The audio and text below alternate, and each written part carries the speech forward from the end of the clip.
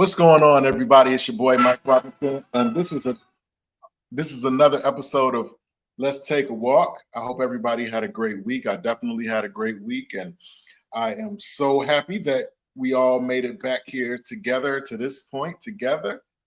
Truly a blessing. So tonight, just like every other night that we have together, we have an awesome guest, an interesting guest, a entrepreneur of sorts. She is a CEO, she's an owner, she's an entrepreneur. She does it all. Um, I don't want to steal her thunder. So for those of you who may not be familiar with Miss Shakita and her movement, I'm going to give her a moment to kind of reintroduce herself and give a little background to who she is and some of the things that she has going on. So, with that being said, Miss Shakita, you got the floor.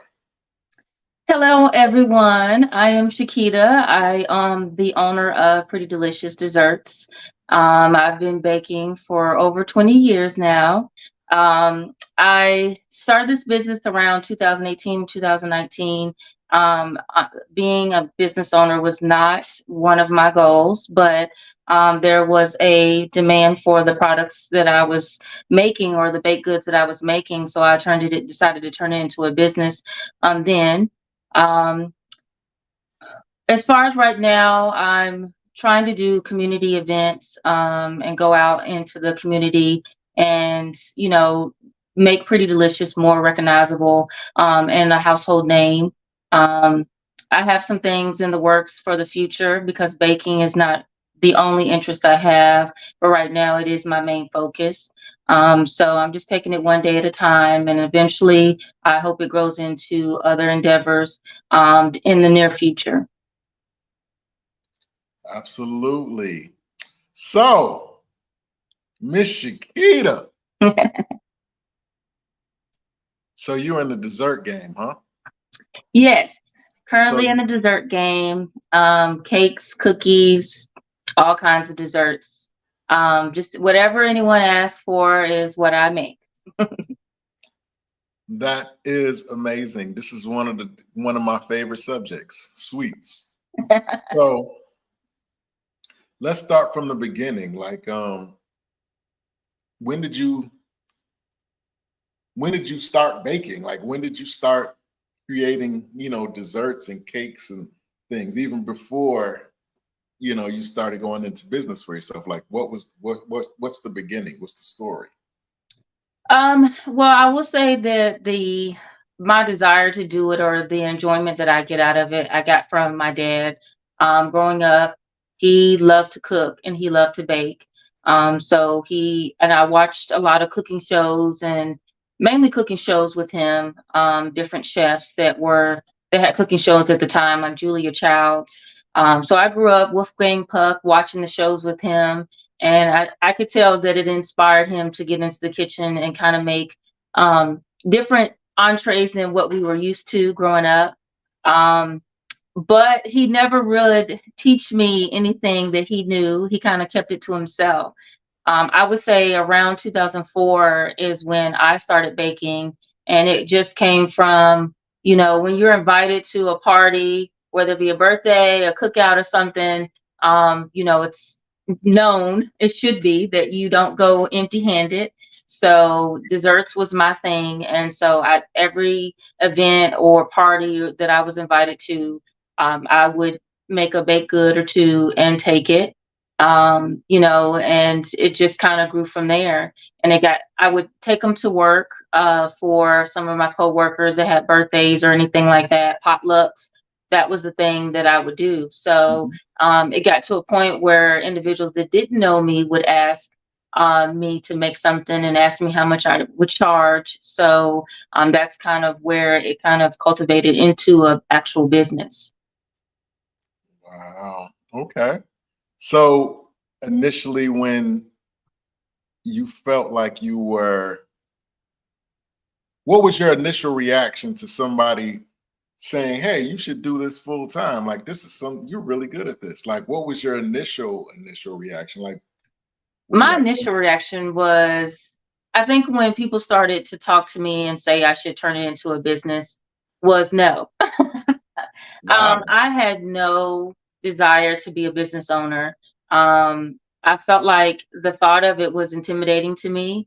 And being that I have no experience, running a business, I didn't grow up with anyone in my family owning a business. So it was foreign to me.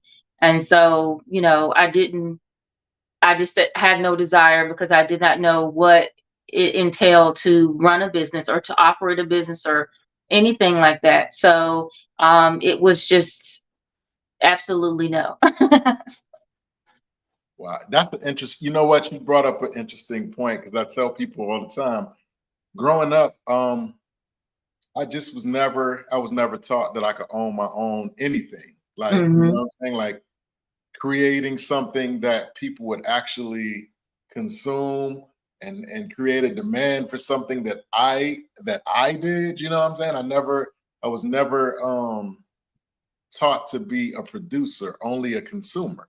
Right. And so to hear you say that, it just really strikes a chord. Um,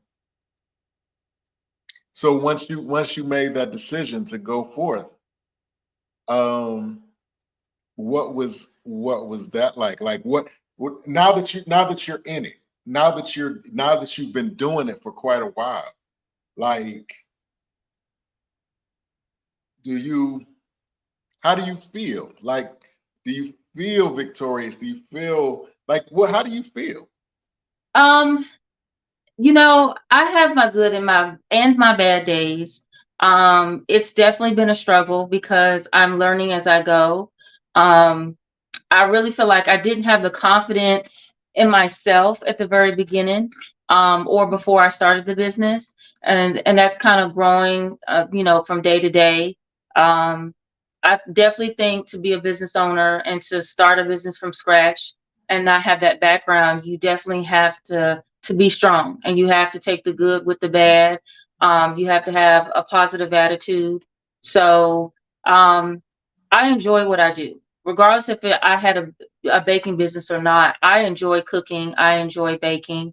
So it's not something that I would stop doing ever. But I'm taking with it being a business. I'm taking the good with the bad and just taking it day by day. I've realized too that with me not knowing a lot about owning a business, um, especially I think for one, I had to learn things about owning a business, but also owning a baking business, which is two different things. So I still continue to do my research and try to improve what I do make, and how I go about the business side of things. It's still a learning process for me. So um, but I enjoy it. I enjoy it, and like I said, I take the good with the bad. So if there's days where I will say that when I go into like a custom order for a cake, I feel like every time I start out, it never works out the way that I anticipated. Really? So I kind of go in expecting that, and Yeah. now that I expect it, then it's just I'm like it just is what it is. Like I can't change it. I just need to know how to fix it. So that's kind of how I just roll with the punches. Wow. Wow. That's interesting. So you said the baking business and creating owning a business is two different things. Like what does that mean exactly? Well, I think there's fundamentals and things that you need to know, regardless of what kind of business you own. Um, and then when you get into a certain type of business, specifically baking, there's certain things about being a baker that you have to learn as well, if you don't know. So this is different, than just being in the kitchen making something for your family. This is going out to consumers that don't know you and things like that. So it's two sides of it, and I realize that um, I kind of it's something that I realize as I go on each day and operate the business is that there is the business side of it, and it's not like how if you're baking something for your family or they ask you to bake something, how you would probably react and respond to that is different than when you're a business owner. Um, They always say when it comes to business and family, you got to still treat it like a business. So learning that business side of how to own and operate a business is definitely different. And then learning what I need to do to be, a baker and a business owner of a bakery is just two different things. You got to learn the fundamentals of running a business, as well as, for me with the baking side of things, what's the best route to accomplish the goal, which is making something which is where my name came from. Pretty Delicious is making something that is pretty as well as delicious.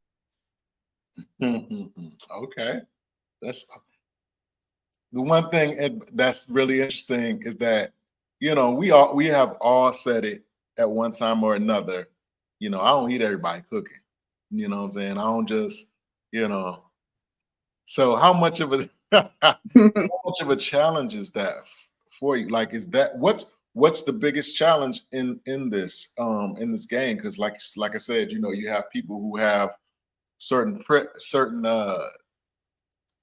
preconceived ideas, and then I don't eat everybody cooking. You know what I mean? Right. I don't mess with everybody. They looking at you.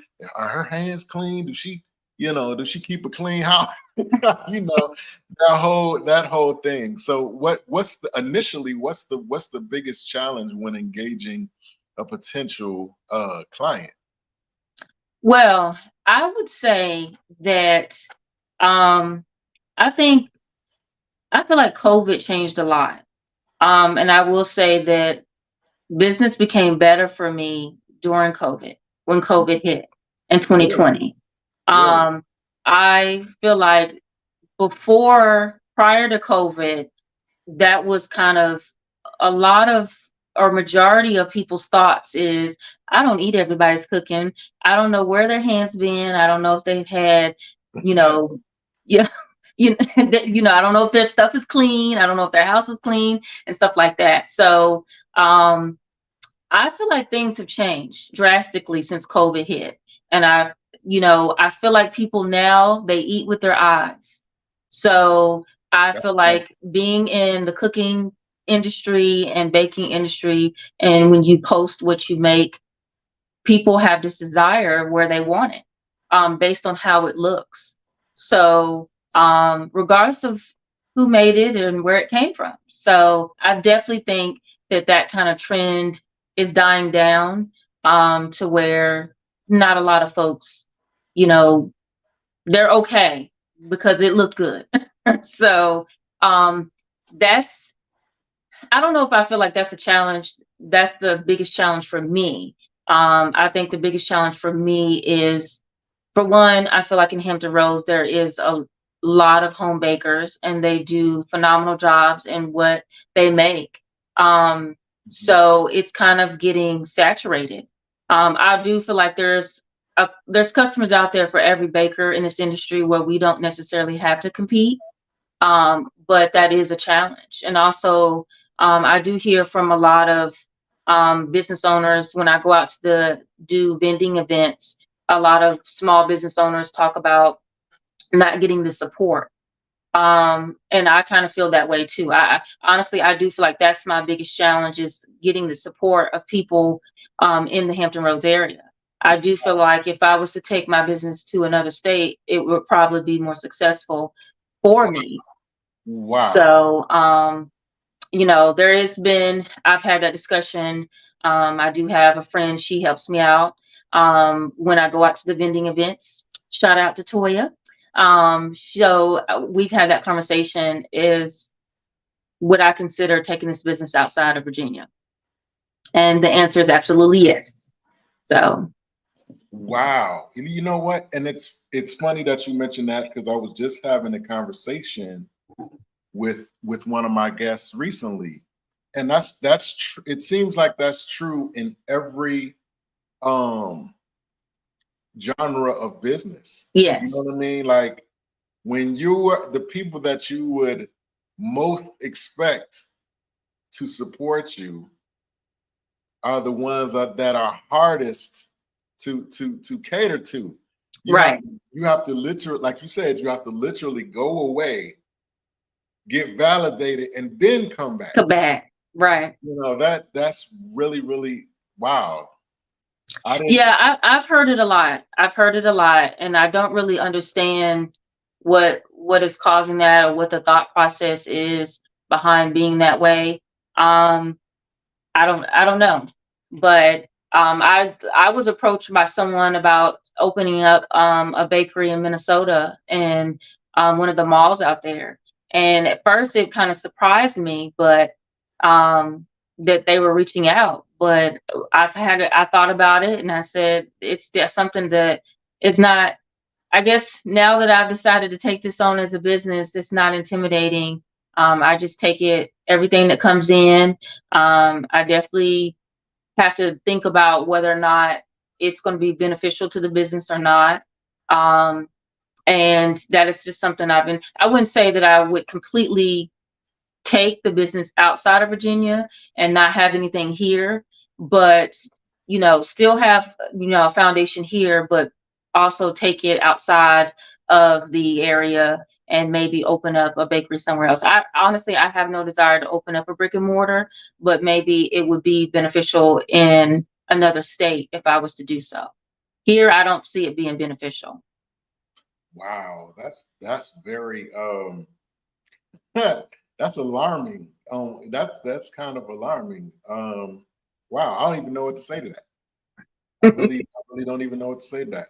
But it's a kind of an unfortunate truth that I've come into contact with a lot since I've been doing this. You know, most times the hometown, like I said, is the hardest to please or the hardest nut to crack. Right. And who knows really why that is? I think sometimes people are so familiar with you, they kind of take for granted who they've known you to be to a certain point. So when you step out and do something that's kind of outside of what they view your character is, it's kind of like, I don't know. That could be the possibility. I know that, I'm not originally from here, but I've been here since elementary school. And I grew up always being quiet. Right. Only the people that knew me personally that I kind of talked to on a regular basis every day, those are the only people that really got to know me. I was very quiet and very shy, very shy. So, now that I'm older, I've outgrown that. It took many years to outgrow that. And now it's just, I'm like, I think I got to a point where I realized that even without the baking business, I have to live life. And if I keep being hesitant to do things, I don't feel like I will be enjoying life on an everyday basis or enjoying the route that I'm on. So, I realized that coming out of the shell is not a bad thing, if I want to be able to be happy. Wow. So, I've definitely say it's a different me than it was 10, 15, 20 years ago. That So, shyness is not there anymore. so do you think, and this is my attempt at being deep. Hmm. Do you think that's really what the plan was all along, and that baking is just kind of the vessel? Huh.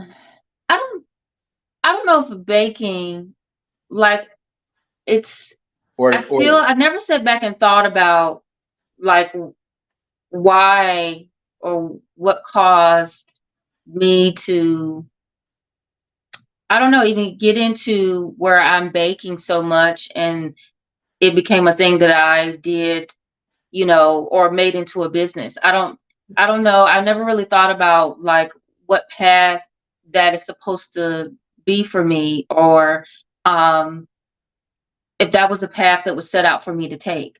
I haven't really ever thought about what what this means. Starting a business and being a Mhm. business owner.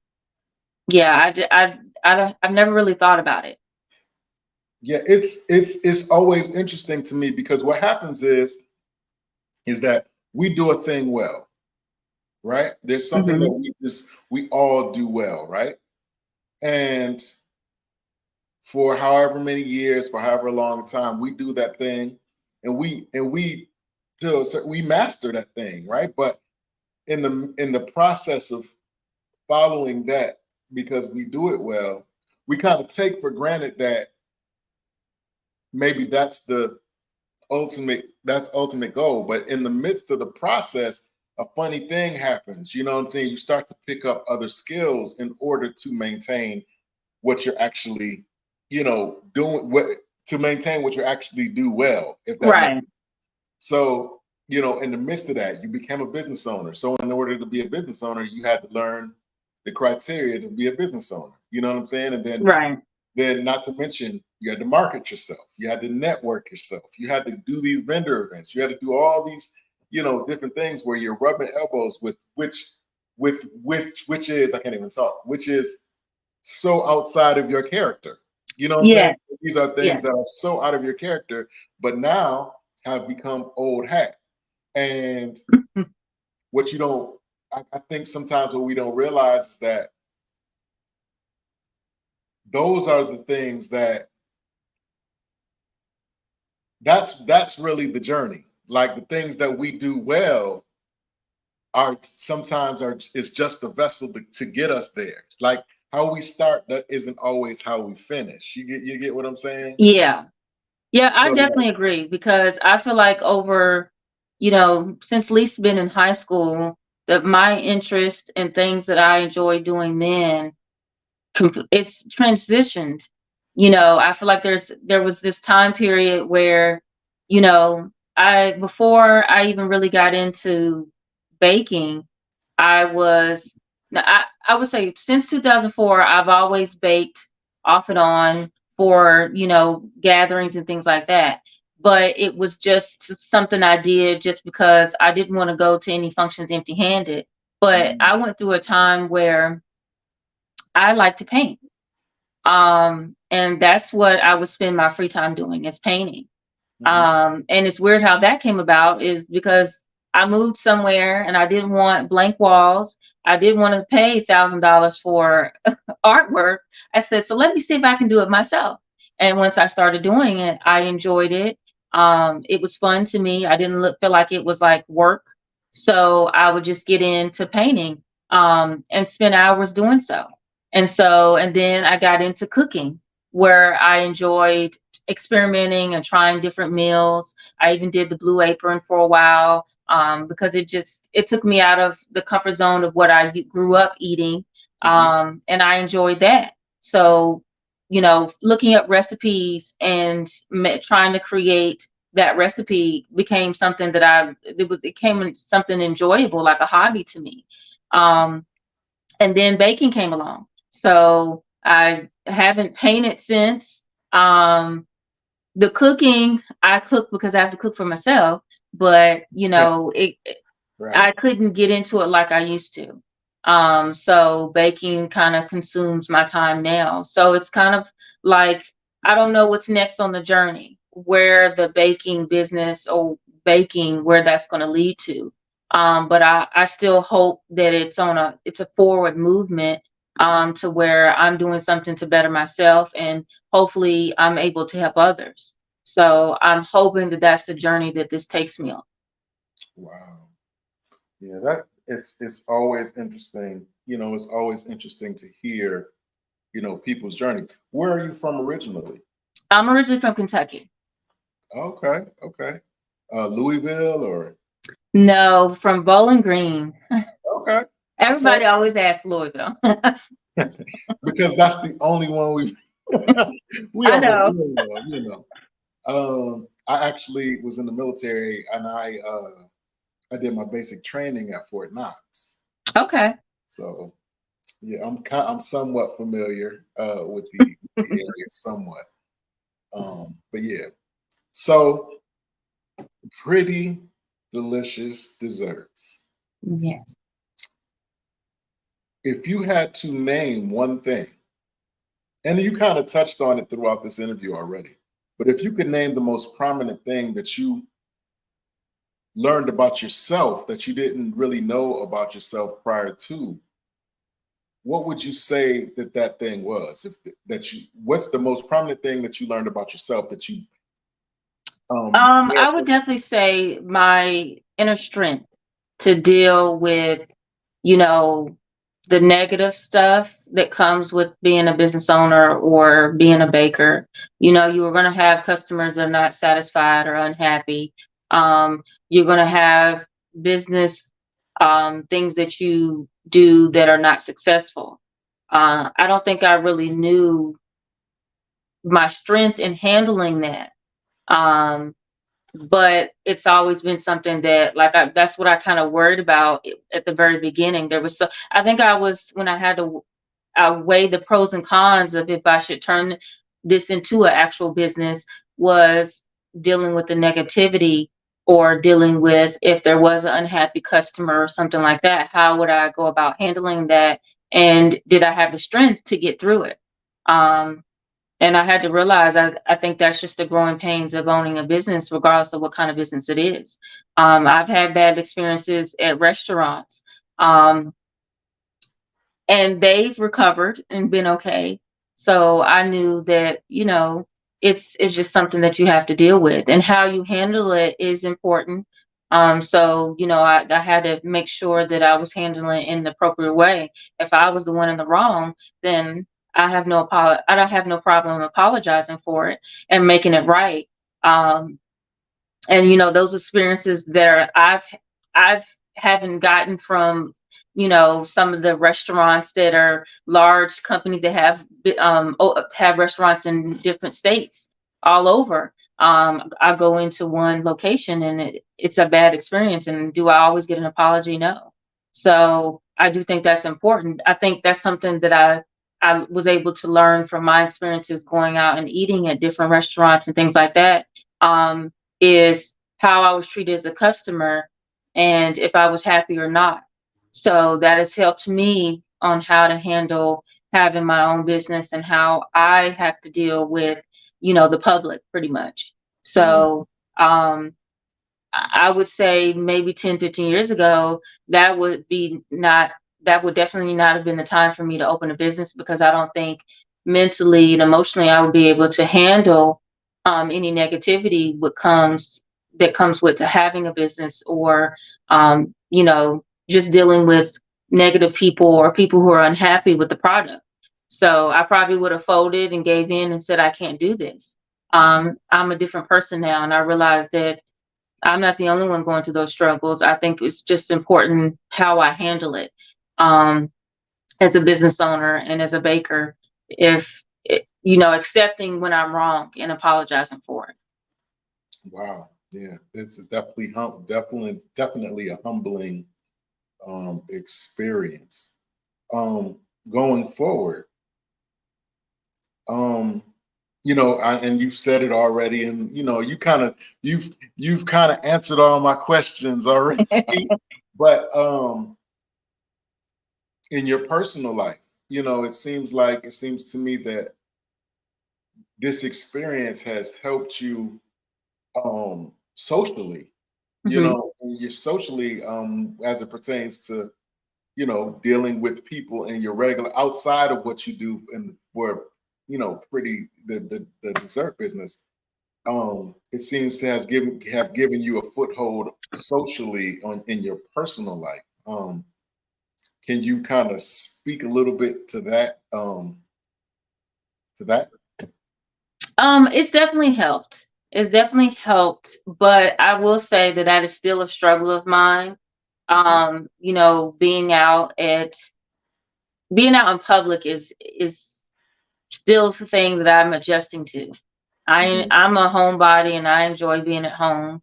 I think, when you have to be out in the public and go to work or whatever, for me, coming home and relaxing and listening to the quietness is I enjoy that. I don't like to be out in crowds and things like that.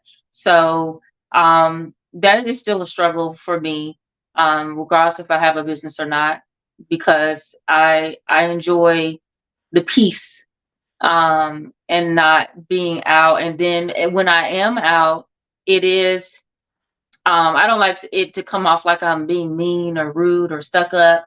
Some of the things I heard growing up when I was really shy, I just didn't speak. Um, but I'm not a social butterfly. And I don't know if that's something that I will ever really break out of and change about myself. Um, so so I don't necessarily, it is kind of a struggle, I think, for the business. On the personal side, I don't, I don't think that it would change. I think I force myself to do it for my business, but in my personal life, that's just not who I am, and I'm okay with that. So, I know that if I wanted to really change it, there's plenty of things to do and get out and go do. And, there's people everywhere. Like when you go out, even if it's just to sit in a restaurant, there's people there that you can talk to and things like that. So if I wanted to change that, I would. But I'm completely content with the personal side, not being such a social butterfly and being out and about all the time. um it's peaceful, and I enjoy my peace when I can. So if I have to only do that for the business, then I'm okay with that. Wow. I mean, and I guess, I can definitely respect that because we have to, especially nowadays, we have to kind of pick and choose um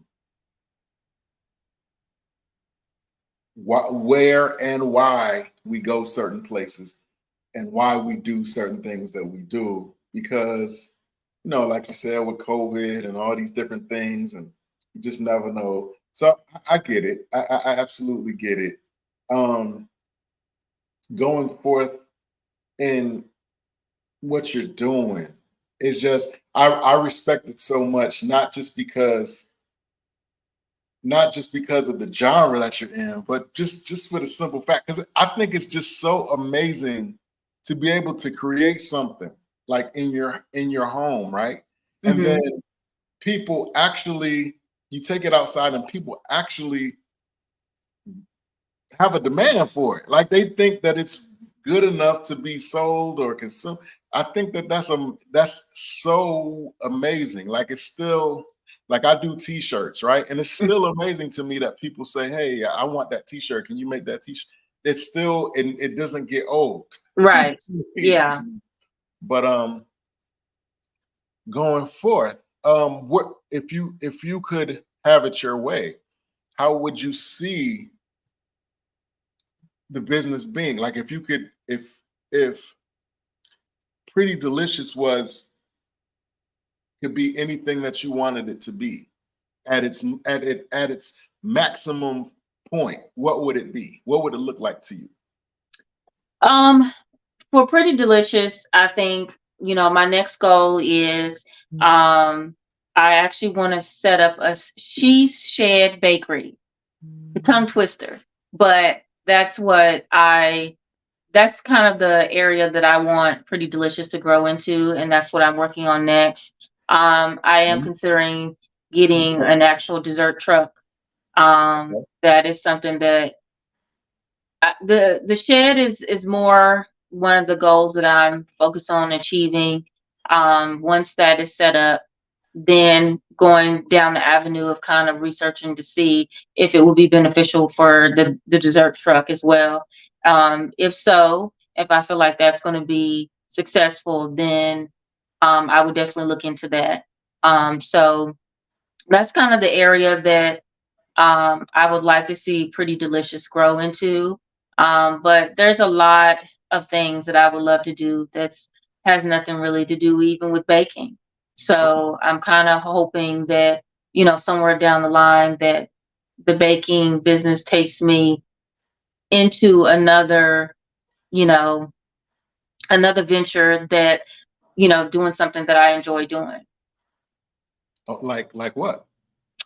Oh gosh, my mind is constantly going on things that I would love to do. I do want to find some kind of way to um either with Pretty Delicious or just outside of that, finding a way to help others that are less fortunate. Um I even thought about, there's a gentleman that I actually came across his page during COVID, and he's out of Chicago.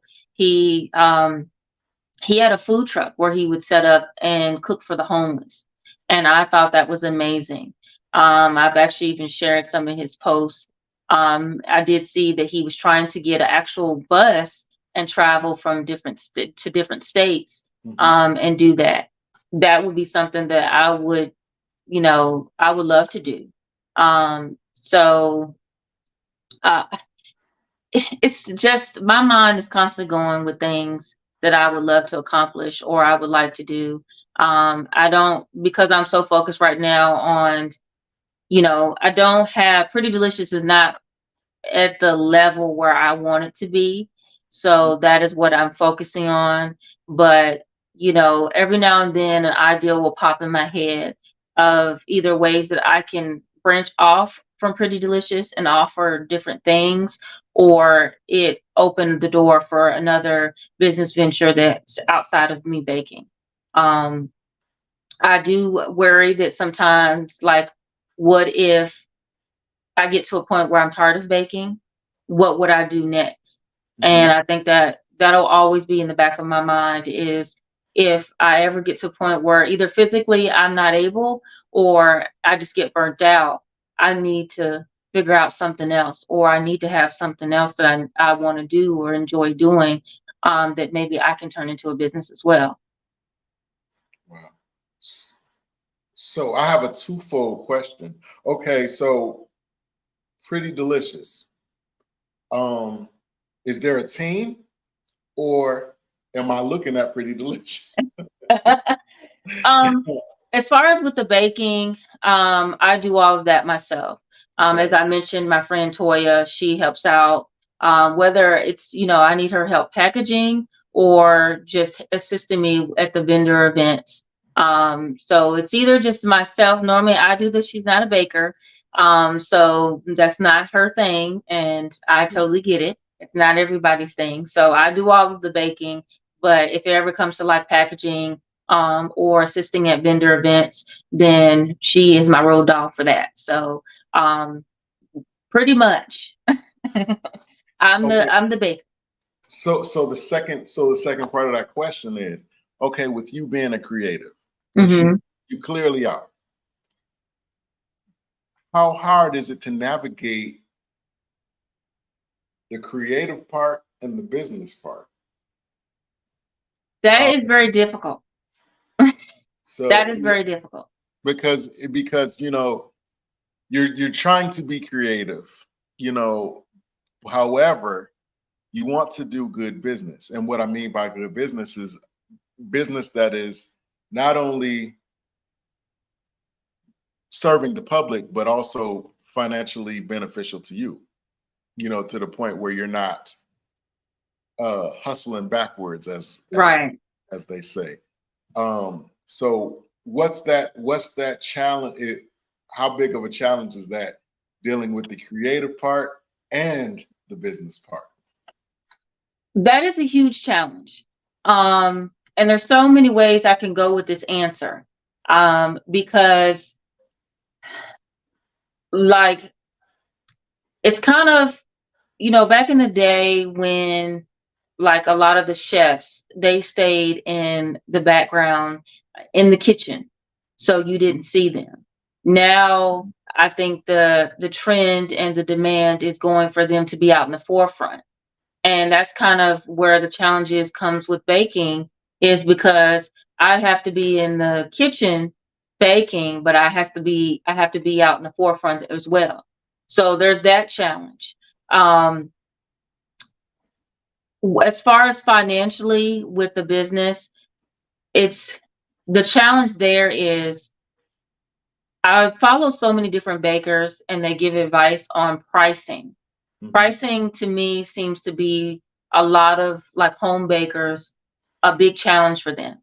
Um, and what I did was I tried to do my research with bakers within this area as well as bakers outside of this area. A lot of bakers give tips and tutorials and everything about how to price your product. Um, my opinion, I did listen to several bakers outside of this area kind of give you a breakdown of how you're supposed to price the item that you're baking, like it's a cake. And they've also put up like videos and pictures of cakes and said, this cake is $350.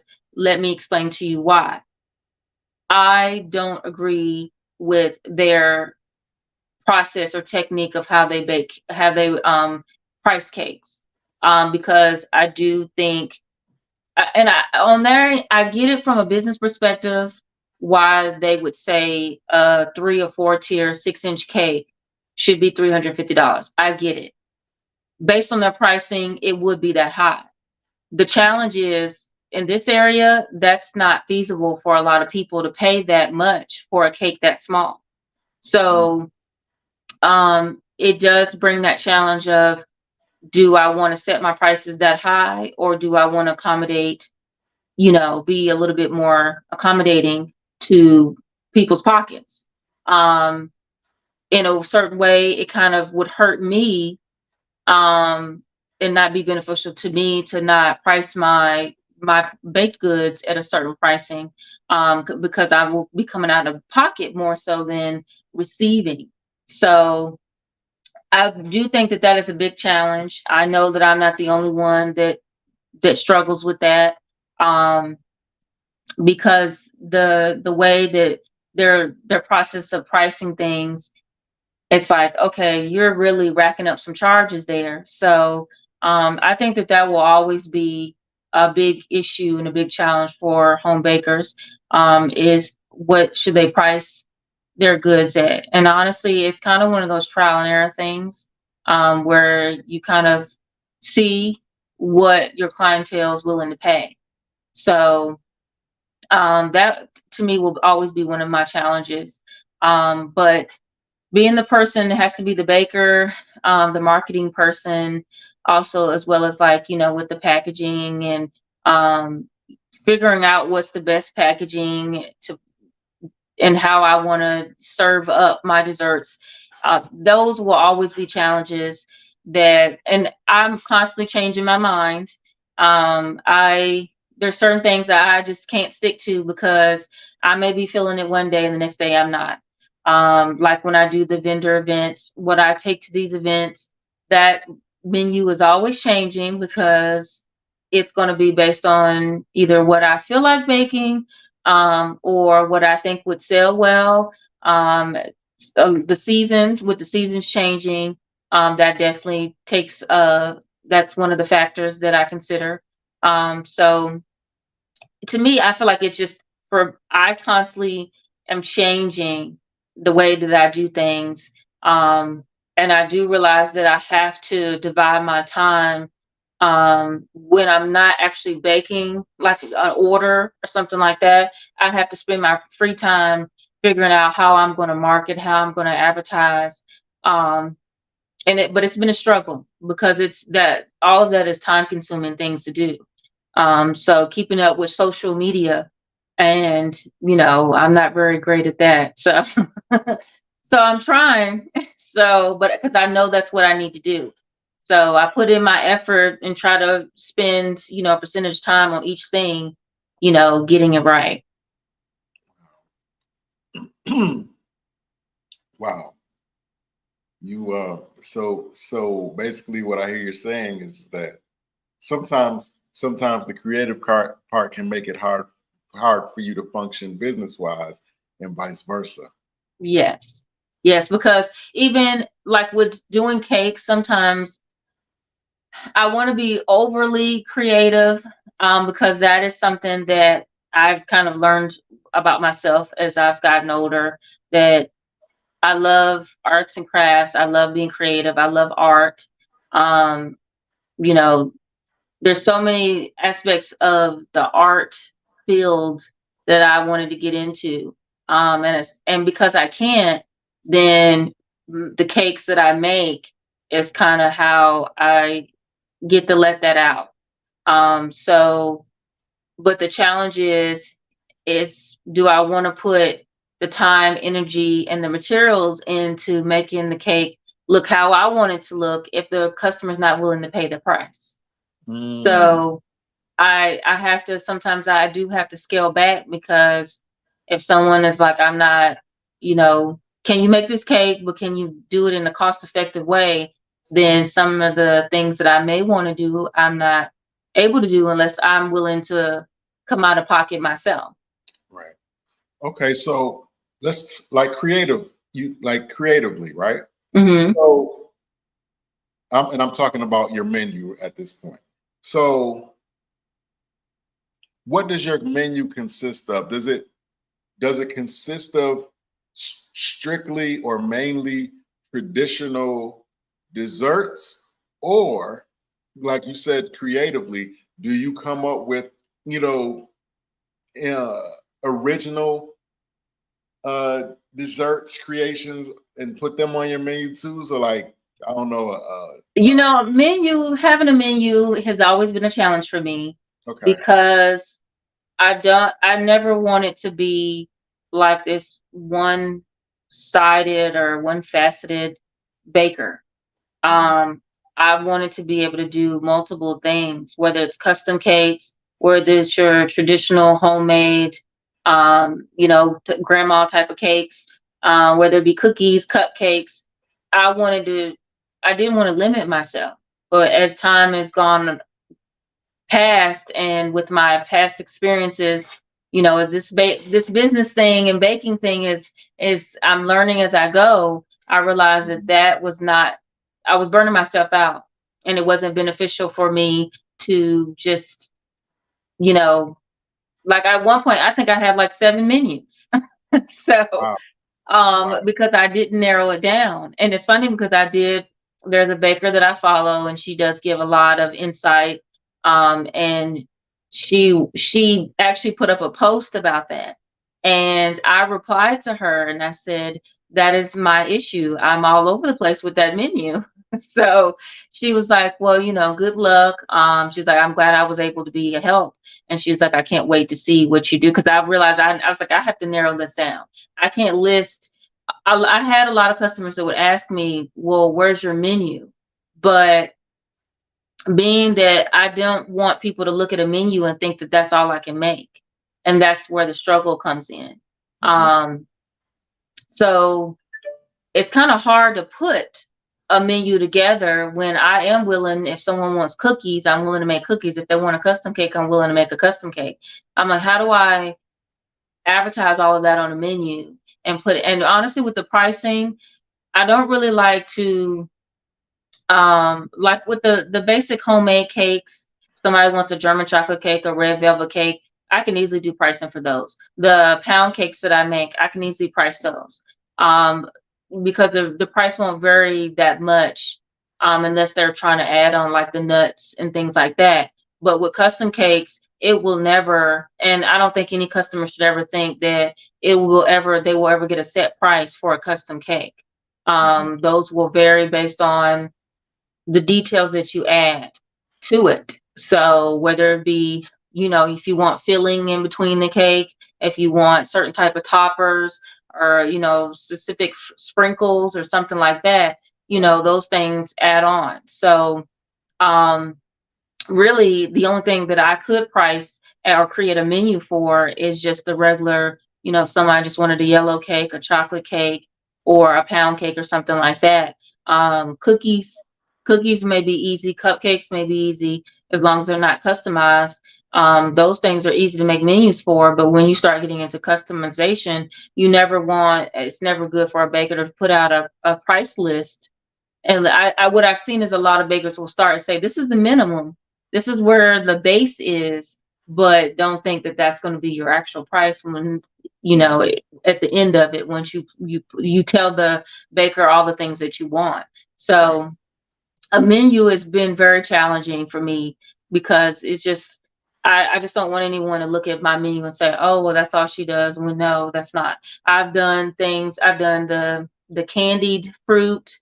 Like I said, I've done cookies, I've done cupcakes, and I've done like regular, like chocolate chip cookies, as well as the cookies with the icing on it, with decorations and things like that, custom cakes, regular. pound cakes and things like that. So it's just like all over the place. I don't really like to limit myself and say, "Oh, I can't do that," because you'll never know until you try. Right, right. So we are on Let's Take a Walk, and I'm sitting here with Miss Shakita Spalding, and she is a entrepreneur. She is a kind of I don't even know how to put it in words, but she is very deep. She has a lot of layers. She's very onion like. um Going through. And again, I definitely take my hat off to you to even, put your hat in this type of arena, because I had no idea how much preparation and how much details, have to be recognized when you're doing what you're doing. I mean, that makes me respect it even more. Um, Let me ask you this. Have you made the perfect dessert yet? Like, have you baked something, put all the necessary seasonings and stuff, and it's been perfect? Have you done the perfect dessert yet? Um, for me, I would say no, Okay. because I feel like, for one, I'm always learning how to improve things. And I do believe over time things change. So, and they never stay the same. So I feel like it's that, and I'm hard on myself. I'm harder on myself than I feel like others are sometimes. I critique myself on a different level. I will say that one thing I do believe that I have accomplished, and this is just based on customers telling me, was the moisture in my cakes. I know that I would say over the course of time, me attending potlucks or going to picnics, or even other customers saying to me that their worst experience was tasting a cake that was really dry. So I knew going into it that was going to be one of my focuses, is to focus on how to make a cake moist, regardless of what kind of cake it is. I had this conversation, was it yesterday? I did an event, and um, I had samples of chocolate cake and red velvet, which are two of the cakes that are the will be the driest if someone does not do what they need to do to make them moist. Mhm. My goal was to make sure, regardless if it was a chocolate cake, a yellow cake, a white cake, or whatever, is to keep that moisture in that cake. So I will say that that is something that I have mastered. But as far as the perfect, I will say that that's going to change. Like, I realized that just because a customer may not be happy with what I made, it may not necessarily be that I did something wrong. All of our taste buds are different. Someone who may like my cakes or love my cakes and the taste of my cakes may not, someone else may not feel the same way. So that's why I say that with all of the bakers in this area, there's customers for all of us, because we all do something differently, and the taste is not going to be the same. So one person that may like, and I've also heard customers say, well, I like your pound cakes, but I like this person's, you know, yellow cake. So I think that's going to vary. The perfect cake it's going to vary based on the person's taste buds and what they like and what they don't like, what taste they like and what they don't. So, but for me, I think making a cake least close to perfect is making sure that moisture is in that cake, and it does have lots of flavor. Gotcha. Okay, so as we live in a society, especially now, we're very health conscious. Everything is vegan, this, organic, that. Uh, you know, we're trying to keep our A1Cs down, and Hmm. this, that, and that. How much attention do you pay to that? How much influence does that have on your creative process? Because you have people who, you know, present company included. I can't even go in my pantry because my sugar has been replaced with stevia, Hmm. whatever. So it's like, how much influence does that have on your creative process? Or do you just you use what you use and that's that? No, I've had individuals that have asked me. That's I would say now that I'm going out and doing more vendor events, I'm getting asked that question at least once by someone who's attended the event if I make things that are gluten Yeah. free or vegan or sugar free. Now I usually do those per request. I haven't added those into like a vendor menu of things that I take. Would that change in the future? Probably. But right now it's just on a customer request basis. If because I have had individuals that have asked for things that are I have one customer that likes me to do their birthday cake, but they're gluten free and vegan. Mhm. So I make their birthday cake each year. There's individuals that have asked me to make a pound cake that is vegan. So I've done that. But so right now it's just really per request.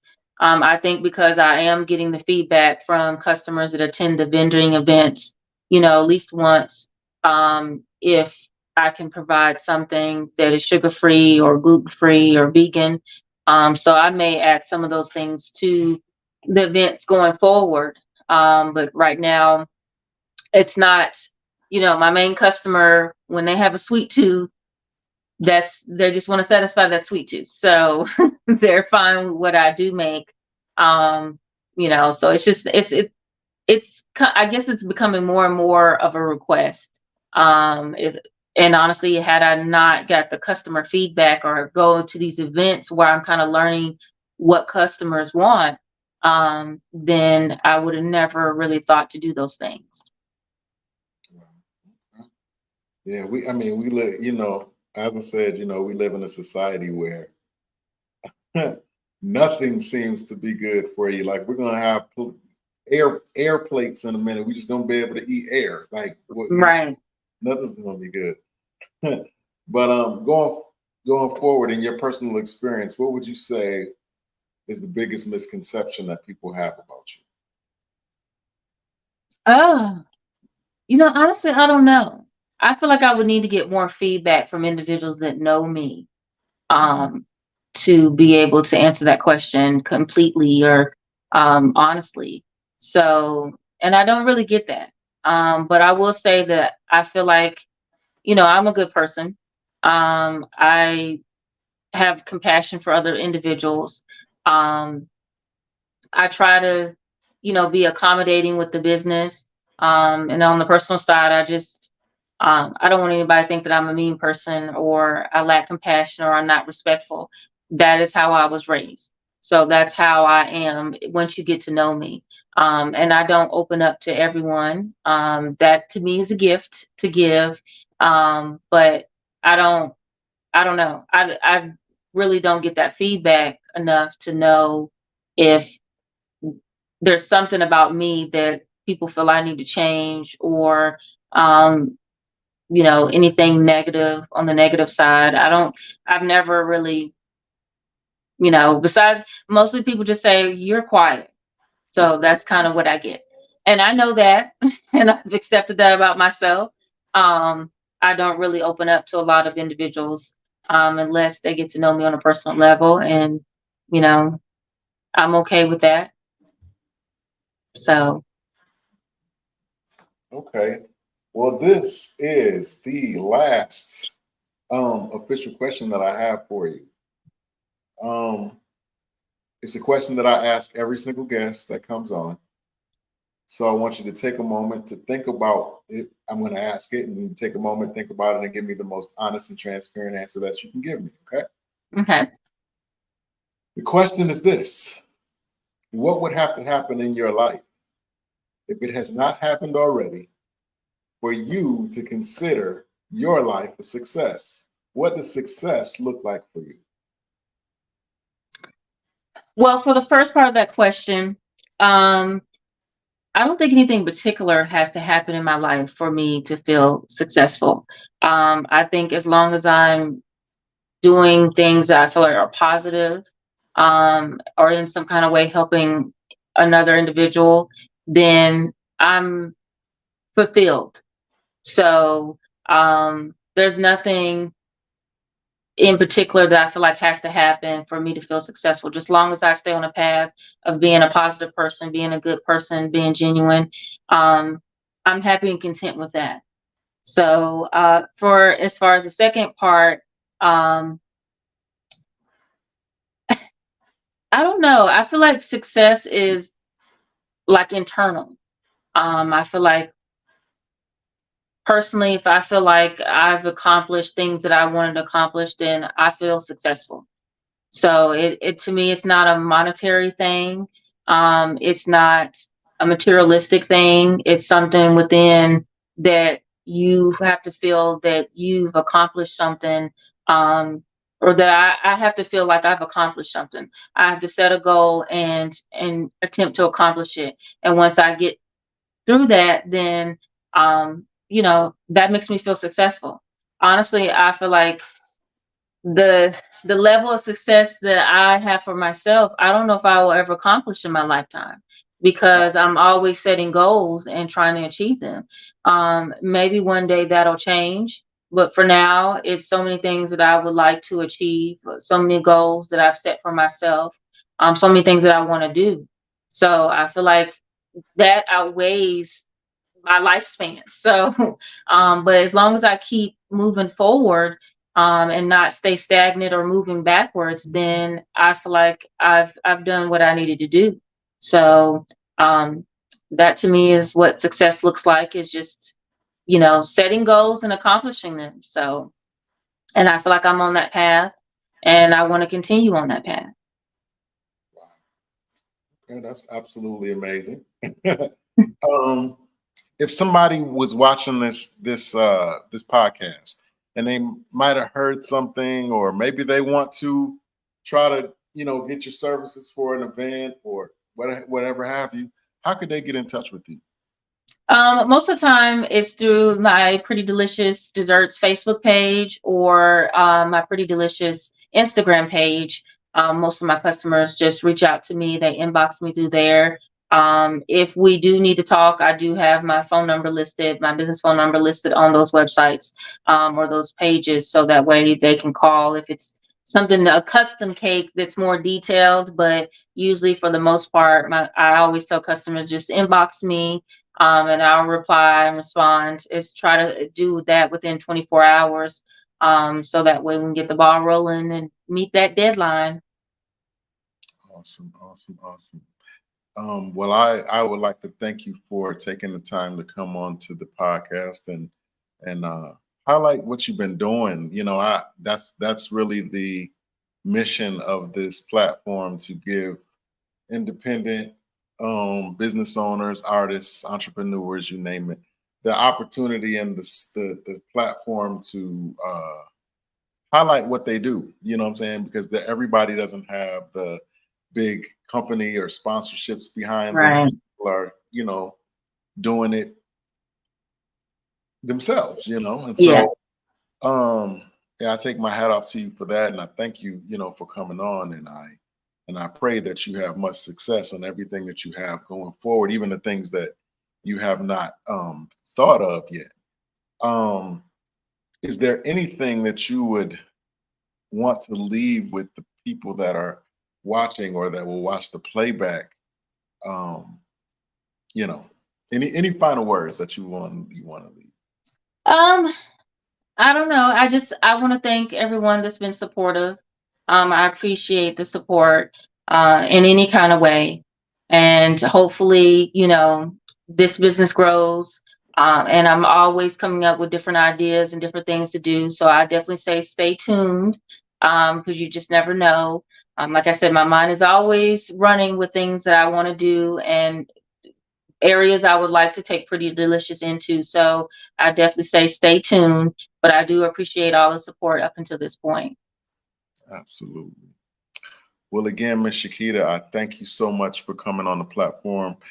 Consider this an open invitation. Anything that you're trying to promote, or you have any events coming up, any vendor events, anything that you would like to promote or highlight, please feel free to hit me up, and we definitely will make time to for you to come right back and sit in this seat again, and and talk Mhm. about whatever we need to talk about.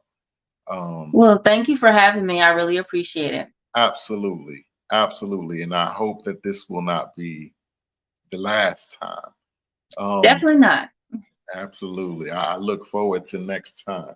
So Okay. again, I want to thank you again for coming on. And I would like I said, I'm wish you much blessings on everything that you have going on and everything in the future that you have going on. Um, Thank you. and Thank you. let's I appreciate that. let's pray that Shakita gets delivered from that introvert spirit. I'm working on it. It's a work in progress. It's a work in progress. I'm getting better because honestly, I probably would have declined this like 5 or 10 years ago. I'm like, no, I can't go on Okay. there. I can't be live. So Okay. I'm getting better. Well, okay. Well, Baby I'll steps. take that. I'll take that. I'll take that. Uh, but again, I thank you so much, and I appreciate you, and keep doing what you're doing because it's so important on so many different levels. With you being a woman of color, what I'm saying, doing your own thing, creating a business, you are definitely an example for anybody who is aspiring to do what you're trying to do, but may not have the confidence just yet to go forth. But they can look at you and say, okay, well, Shakita did it, so I know I can do it. Yeah. And that's something too that I would like to do is set up my own tutorials or education for individuals that want to get into the baking field. Even take on interns to possibly help me as well as help them improve the skills and things that they have. So that's definitely a goal of mine in the near future. Nice, nice, nice. Okay, so that's definitely something that we could talk about too in the future. Yeah. Absolutely. But Yes. but again, I thank you, and I wish you a great night and an even better weekend. Hopefully, you get out some of this nice weather. Go walk by the water or something. Go to the beach or something. I We'll don't know. see. I don't like heat. Go to the grocery store. Maybe critique some of the cakes they got in there or something. But okay. You have a good night, man, and an awesome weekend. And I thank you again for coming on the platform. Thank you. You as well. All right. Have a good night. You too. All right. I want to thank Miss Shakita for coming on the platform to discuss her business, Pretty Delicious. Please check out her Instagram page. Please check out her Facebook page. Please, if you see her at a vendor event, please engage her. Please taste some of her sweets. Um, I hope to be a witness to how great her desserts are very soon. Um, and as I always encourage you guys to do, man, listen, if there's something that God is keeping you up at night, that keeps you up at night thinking about, if there's a vision that God put in your head for you to achieve, or something for you to do, if it's a degree, if it's a book, if it's a script, if it's a song, if it's I don't know, building a house, I don't know, whatever it is, walk it out. Walk it out, because where he gives vision, he provides provision. Um, Sometimes it just takes us proving that we're serious about whatever it is that we're trying to do. Once people see that you're making effort, generally people will help or lend their efforts to you. And God makes it that way, which makes him so awesome. But again, I encourage everybody, if there's something that God has given you a vision for, walk in it. Write that book, man. Write that script. Write that song. You know what I'm saying? Do that. Get that degree. Do whatever it is. Paint that painting. Whatever. You know what I'm saying? Take that test. To get your certification for whatever. You know what I'm saying? Whatever it may be. Walk it out. Walk it out. And you'll be better for it. Not only will you be proud of yourself, God will be proud of you too. So with that being said, man, I wish y'all a good night, man, and I'll see y'all next week. Okay? Take care. Let's take a walk.